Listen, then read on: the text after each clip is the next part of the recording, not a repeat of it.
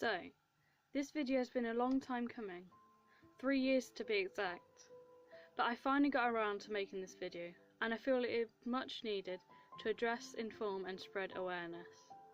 I was always nervous of making this video because of what responses it could get, but I've been attacked so much online that I don't feel nervous about it at all anymore. Whilst today is my birthday, today also marks 3 years since Daniel Kaya, a part of the channel that once was Syndigo, passed away in hospital after attempting to kill himself, bringing to light to so many the importance of spreading awareness of mental health, the impact it has on everyone, and nobody has to be truly alone in their fight. Though mental health is a very vague and broad topic, because the brain is so intricate that there are so many different mental illnesses people can have. The most common are depression, anxiety, PTSD and bipolar, amongst many others out there. 1 in 4 people around the world will have some form of mental illness at least one point in their life.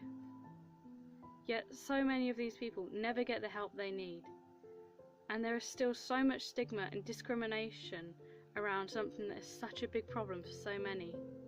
I often find myself asking why it is that we can hold respect to people battling cancer and give our support, yet when someone is battling an invisible illness, instead people look down upon them and ignore them or make fun of it all. Though not everyone holds the stigma, I hope that those that do become more educated to understand a little and understand that not every illness is visible and every illness should still be taken just as seriously as one another. Depression is one of these common illnesses, and one that can often be mistakenly used by people who just get upset over something for a day or two, and then add on to the stigma already present.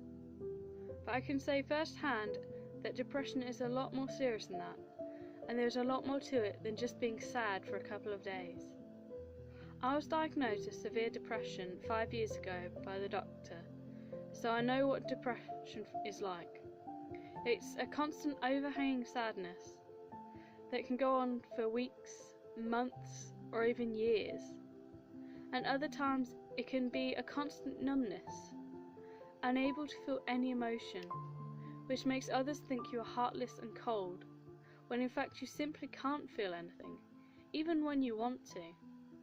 A feeling of hopelessness, and inability to see how much those around you truly love you. There aren't even always a cause or reason. It can burst out of nowhere, even when you're the happiest you could possibly be. It stops you from wanting to do anything, be it socialise, go out, do hobbies, or go to work. It saps all the energy out of everything, and severe depression is even worse. It is like there is a thick fog inside your mind. You can't see a thing in there, not the love from others or the sense from the world. All you see is what the words and the voice that depression speaks to you, and so of course those words are what you become adamant in believing, usually saying that everything is a lie, that people don't love you, and the world is better with you gone. But it isn't, it never is. It's just depression speaking, and never the truth, even if it can take a lot of effort to be able to clear the fog away enough to see the truth. But often it unravels and gets worse if people don't seek the help they need, and that's when people like myself in the past self-harm, either to feel something when the numbness occurs and remind themselves that they are alive, or punish themselves when they feel they've done wrong, or to remove ourselves from this life due to the misconception that depression has given us. Luckily, I got myself clean from what can lead to a tragic addiction, and I implore others who also have the same bad habit and addiction to also try everything else healthy out there to stop it before it grows too much and before it's too late. It also can push people to the point of ending everything when help isn't sought in time, when the hope is completely gone and people don't have that help to get out of the hole that depression put them in. And even though it's not something I would ever want a certain family member knowing, for the fact it will do more harm than good, I will also admit that I have also been close to that as well. more than once, last time being a year ago. But I ask that even if you have no one around to help you, that you reach out for help to others, even just online, to people like myself, to people who can help you get through this, because things do get better. It may not be tomorrow, or the next week, or the next month, but I can promise you it does get better. Anxiety is another big one that is often misused as a term when people are a little nervous for a test or to meet someone, and once again adds on to the stigma instead of removing it. Because anxiety takes many forms, but it's always a lot more than just being a little anxious or just being a little nervous. And there are different forms of it, like social anxiety, which can be an absolute nightmare in a world where, of course, interacting with others is an essential. And social anxiety itself can affect people in many different ways, but most often it makes you feel like everyone is watching you, wherever you go, whatever you do. That everyone's eyes are on you all the time, judging you from what you wear, to how you walk or breathe. And if you stumble or slip up, it feels like all those faces are laughing at you, and it can become a very overwhelming thing, and can still continue on when doing things like phone calls, with a constant overbearing feeling of being judged, even when you aren't. And when it gets overwhelming, or something that someone is naturally nervous about, it triggers anxiety or panic attacks. They can often be compared to heart attacks because all of a sudden you struggle to breathe and can feel pain in your chest as muscles contort. In severe cases, it can even lead to blackouts from the lack of oxygen, which shows just how important it is still to depression. People commonly think of soldiers when you think of PTSD, but anyone can get it, because anyone could end up experiencing traumatic events at some point in their life. So it's important to understand to respect those with PTSD and pay attention to their triggers to avoid them, not thinking it'll be fun to test them or ignoring them and triggering them anyway, like I've seen people do. It's hard enough as it is when people keep getting the flashbacks to events they'd rather forget, which can lead to nervous breakdowns, night terrors, and can then lead to mental illnesses like depression. I've never been diagnosed with PTSD since I didn't really go to the doctors much after I was diagnosed with depression.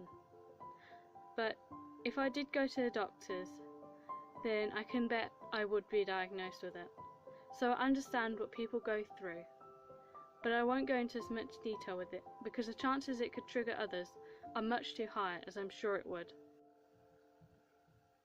But being told about mental illnesses or having them explained from experiences is nothing like truly having them and going through that. Nothing can quite compare to it.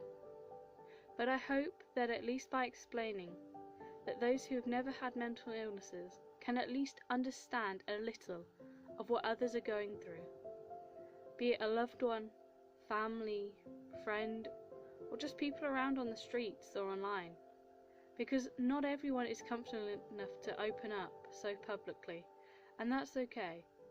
It's best to open up to someone about it, but it doesn't have to be to many people. It's okay to not be okay. It's okay to cry, whether you're a male or a female. It's okay to open up about your feelings. It's called being human. And the moment you're able to open up, or at least admit you aren't okay, it's that step closer to being on the road to getting into a better place. And it's a big step, but not all steps have to be so big. You can just set small goals working up to the main goal, to keep yourself motivated and feel more pleased with yourself, being able to see all that you have done so far, instead of what you haven't done. Go to a doctor and get everything diagnosed if it hasn't already been, so you can find out what exactly you have to know for the small goal to set up for yourself. Try anything they suggest to get better, and don't get disheartened if things aren't working for you. Remember that not everything works for everyone, it's just finding what works for you. Even if they suggest taking pills, it can be better than nothing. It doesn't have to be permanent. It can simply be just until you find a way to get better yourself. And most importantly, know that you aren't alone in your fight. There are others out there going through similar enough to understand what you are going through. And there are people who care for you, even if those people don't always show it, or even if those people aren't family or friends in real life. You still matter. Everyone has a purpose in this life, even if this isn't yet clear. You may wonder why I made this video today. Why not any other day? But it was because Daniel Kerr also had depression, even if he hid it rather well from the rest of the world.